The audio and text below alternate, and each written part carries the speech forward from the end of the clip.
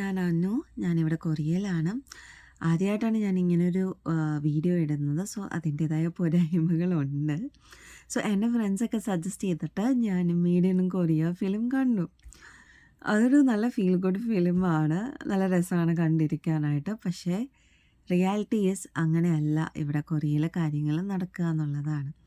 So, ആ film കണ്ടിട്ട് okay ഇത്ര ഈസിയാണ്, നമുക്ക് ലാംഗ്വേജ് അറിയില്ലെങ്കിലും കയറിപ്പോരാം എന്ന് വിചാരിച്ചാൽ, അല്ലെങ്കിൽ കയറി വന്നു കഴിഞ്ഞാൽ നല്ലതുപോലെ രീതിയിൽ നടക്കും എന്ന് വിചാരിച്ചു കഴിഞ്ഞാൽ നല്ല രീതിക്ക് നടക്കില്ല, നല്ല രീതിക്ക് പെട്ടുപോകത്തേ ഉള്ളൂ.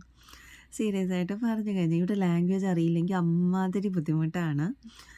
അപ്പം ഫസ്റ്റ് തിങ് നിങ്ങൾക്ക് ആർക്കെങ്കിലും കൊറിയയിൽ വരണം പഠിക്കാനായിട്ട്, അല്ലെങ്കിൽ ഇവിടെ സ്റ്റേ ചെയ്യാനായിട്ട് ഒക്കെ വരണം എന്ന ആഗ്രഹമുണ്ടെങ്കിൽ കൊറിയൻ ലാംഗ്വേജ് അറിഞ്ഞിരിക്കുക. ഞാൻ ആ കൊറിയൻ ലാംഗ്വേജ് അറിഞ്ഞിരിക്കണം എന്ന് പറയുന്നതെന്ന് വെച്ചാൽ, കൊറിയൻ ലാംഗ്വേജ് അറിയാമെങ്കിൽ നിങ്ങൾക്ക് ഒരുപാട് ബെനിഫിറ്റ്സ് ഉണ്ട്. ഇപ്പം പഠിക്കാനൊക്കെ ആയിട്ടാണ് വരുന്നതെങ്കിൽ സ്കോളർഷിപ്പൊക്കെ കിട്ടും. അപ്പം അങ്ങനത്തെ കുറേ കാര്യങ്ങളുള്ളത് കൊണ്ടാണ് ഞാനത് പറയാം.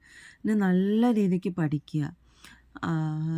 പിന്നെ കെ ഡ്രാമ കണ്ടിട്ട് കെ ഡ്രാമ പോലെയാണ് കൊറിയ എന്ന് പറഞ്ഞിട്ട് വരരുത്. കെ ഡ്രാമ നമ്മുടെ നാട്ടിലെ പോലെ സിനിമയായിട്ട് കാണുക, നാട്. അതേപോലെ കെ ഡ്രാമ ഡ്രാമയായിട്ട് കാണുക. കൊറിയ അതിൽ നിന്ന് ഡിഫറെൻ്റാണ്. അതേപോലെ എനിക്ക് പറയാനുള്ളതെന്ന് വെച്ചാൽ, എനിക്ക് വരുന്ന കുറച്ച് മെസ്സേജസ് ഉണ്ട് ഇങ്ങനെ, ചേച്ചി ഇങ്ങനെ ഞങ്ങൾ കണ്ടല്ലോ, അപ്പോൾ നമുക്ക് കയറി വരാൻ എളുപ്പമാണല്ലോ, ലാംഗ്വേജ് അറിഞ്ഞുകൂടെങ്കിലും. അതേപോലെ ഇവിടെ ലാംഗ്വേജ് അറിഞ്ഞുകൂടെങ്കിലും കുറച്ചൊക്കെ പിടിച്ച് നിൽക്കാം. കുറച്ച് എന്ന് വെച്ചാൽ വളരെ കുറച്ച്. നിങ്ങൾക്ക് ഡെയിലി ലൈഫ് മുന്നോട്ട് കൊണ്ടുപോകണമെങ്കിൽ പോലും ലാംഗ്വേജ്, പക്ഷേ ലാംഗ്വേജ് അറിയത്തില്ല എങ്കിൽ ഭയങ്കര പാടാണ്.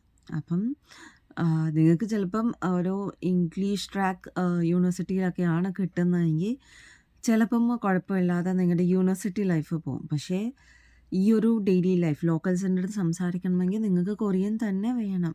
അതുപോലെ കൊറിയൻസ് ഹെൽപ്ഫുള്ളാണ്. Most of the people are helpful.